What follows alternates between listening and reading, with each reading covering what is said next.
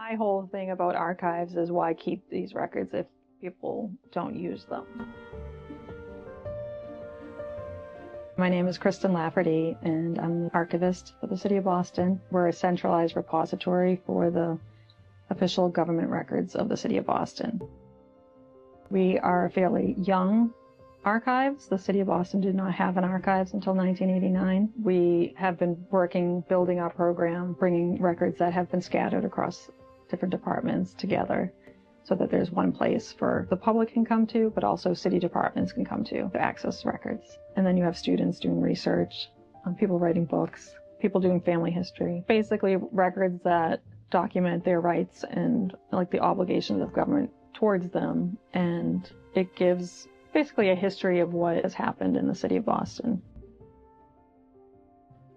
What happened before there was a city archives, records got scattered all over the city. Records probably were lost, destroyed, and there wasn't a central place for people to come looking for different types of records. Like, how would people identify themselves? You think of like a birth record. That's very important. We do have some interesting items in the archives. One of Mayor Curley's top hats. We have a baseball bat that was signed by Ted Williams that was given to Mayor Flynn.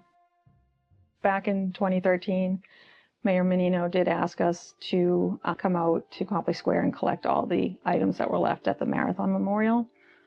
So we have a huge collection of notes and posters and gifts that were left at that memorial. And I do remember one in particular was a little stuffed animal that had a note attached to it that was left for Martin Richard from like another child. There are things like that that really do have an impact.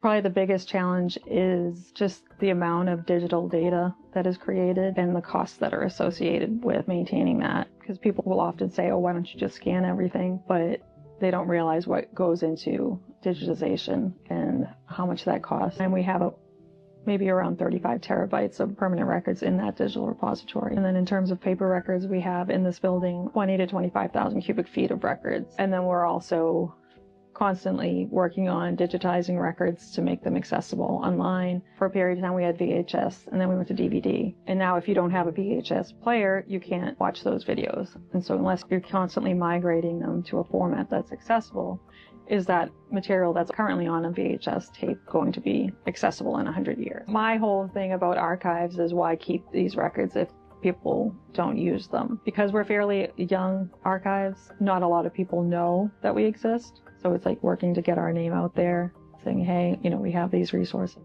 We want people to come and use them.